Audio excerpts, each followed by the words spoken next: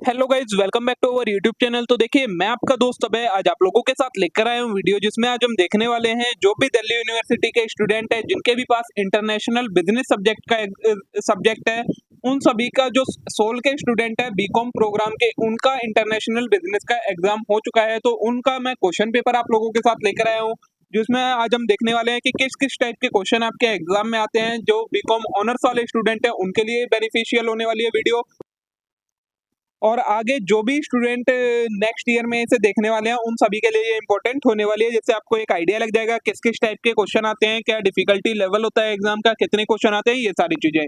तो बिना देर किए शुरू करते हैं हम अपनी आज की वीडियो। लेकिन अगर आपने अभी तक चैनल को सब्सक्राइब ना करा हो तो चैनल को जरूर सब्सक्राइब कर लें, वीडियो को लाइक करना ना भूलें, अपने सभी दोस्तों के साथ शेयर करना ना भूलें। देखिए, फर्स्ट का ये दो पार्ट है। ए पार्ट में बोला है what is international business, why it is important in today's global economy. International business क्या होता है और ये आज की ग्लोबल इकोनॉमी में क्यों इंपॉर्टेंट है, 9 मार्क का आपका क्वेश्चन है, ठीक है। बी पार्ट है what are the key benefit and challenge associated with globalization for multinational company. जो मल्टीनेशनल कंपनी होती है वो जब ग्लोबलाइजेशन कर रही होती है तो उसमें उन्हें क्या क्या चैलेंजेस आते हैं और क्या क्या उनको बेनिफिट मिलता है, ये बताना है। ये भी आपका 9 मार्क का क्वेश्चन है। क्वेश्चन मैं आप लोगों के साथ डिस्कस कर रहा हूँ, आंसर इनके सारे वही हैं जो मैंने आपको कवर करवा रखे हैं अपनी थ्योरी वाली वीडियोस में। वन शॉट में सारा कंटेंट मैंने आपको कवर करवा रखा है, उन्हीं में से ये क्वेश्चन आए हुए हैं, ठीक है। और वाला पार्ट है, देखिए अब या तो आप ये दो ऊपर वाले कर सकते हैं या नीचे वाले में। What are the main mode of entry for company seeking to expand internationally and how they do differ. Entry into international business, modes of entry in international business, ये टॉपिक है आपका बुक के अंदर, जिसमें आपको बताने हैं कि कौन कौन से मोड्स हैं इंटरनेशनल बिजनेस में एंटर करने के और वो एक दूसरे से किस तरीके से डिफरेंट हैं। नेक्स्ट है how international trade play an important role in economic development both at national and global level. जो इंटरनेशनल ट्रेड होता है वो नेशनल और ग्लोबल लेवल पर इकोनॉमिक डेवलपमेंट करता है कैसे। 9 मार्क का ये आपका क्वेश्चन है। सेकंड का ए पार्ट है discuss the role of political and legal system in international business. जो पॉलिटिकल और लीगल सिस्टम होता है वो इंटरनेशनल बिजनेस में उसका क्या रोल होता है, 9 मार्क का question. What do you mean by cultural environment in international business, और इंटरनेशनल बिजनेस के अंदर कल्चरल एनवायरनमेंट क्या होता है, ये बताना है आपको, 9 मार्क का क्वेश्चन है। फिर इसके और में आएगा what are different implication of economic environment for international business. जो इंटरनेशनल बिजनेस है उसके ऊपर इकोनॉमिक एनवायरनमेंट की क्या क्या इंप्लीकेशंस होती हैं वो बतानी है। नेक्स्ट है explain product life cycle theory इन इंटरनेशनल ट्रेड, पीएलसी थ्योरी। जो प्रोडक्ट लाइफ साइकिल थ्योरी है वो क्या होती है इंटरनेशनल ट्रेड में, वो एक्सप्लेन करनी है। 9 मार्क का आपका ये क्वेश्चन है, ठीक है। थर्ड का ये पार्ट है define the balance of payment and it's component including current account, capital account and financial account. Balance of payment क्या होता है, इसके क्या क्या कंपोनेंट होते हैं, साथ में आपको करंट अकाउंट, कैपिटल अकाउंट और फाइनेंशियल अकाउंट के बारे में भी बताना है। 9 मार्क का आपका क्वेश्चन है। फिर नेक्स्ट है explain the concept of absolute advantage in international trade and provide an example illustrating its application.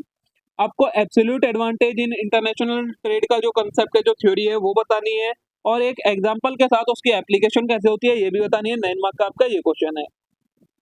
इसके और में है compare and contrast the theory of comparative advantage and Heckscher Ohlin model in explaining pattern of trade between countries.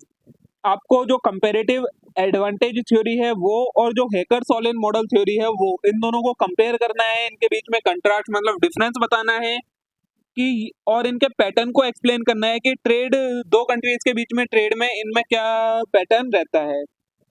Next है इसका part explain how a country achieve equilibrium in balance of payment, discuss the factor that can lead to BOP surplus और deficit.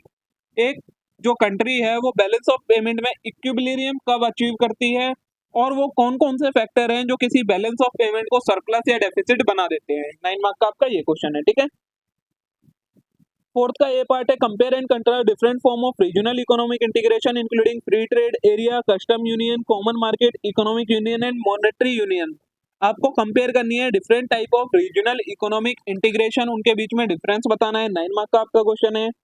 फिर what do you understand by world bank, discuss its primary objective and function in promoting global development. World bank क्या होती है और उसके क्या क्या primary objective और फंक्शंस होते हैं ग्लोबल डेवलपमेंट को प्रमोट करने के लिए, ठीक है। 9 मार्क का आपका ये क्वेश्चन है। और में है elucidate the term foreign direct investment, briefly discuss the different type of FDI.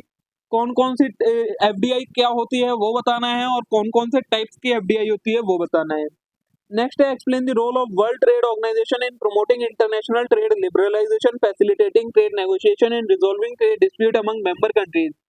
World trade organization क्या है, वो किस तरीके से इंटरनेशनल ट्रेड लिबरलाइजेशन को प्रमोट करती है, ट्रेड नेगोशिएशन को फैसिलिटेट करती है, ट्रेड डिस्प्यूट को रिजॉल्व करती है, मेंबर्स कंट्रीज के बीच में किस तरीके से, ये सारी चीजें एक्सप्लेन करनी है। ठीक है, ये आपका फोर्थ क्वेश्चन हो गया। फिफ्थ क्वेश्चन है right a short note on following. किन्हीं तीन पर आपको शॉर्ट नोट लिखना है।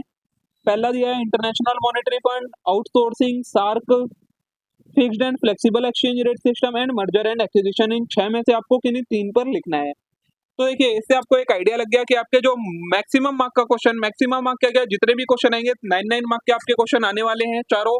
पांचवा जो क्वेश्चन आएगा वो आपका शॉर्ट नोट वाला आएगा, जिसमें आपको 3 शॉर्ट नोट लिखने होंगे, 6 नंबर के वो शॉर्ट नोट रहने वाले हैं। ठीक है, तो होप सो आप सभी के लिए ये वीडियो यूजफुल रही होगी। वीडियो अच्छी लगी हो, वीडियो को लाइक करना मत भूलना, चैनल को जरूर सब्सक्राइब कर लेना इस टाइप के और कंटेंट के लिए। अब हम मिलते हैं नेक्स्ट वीडियो में। Thank you.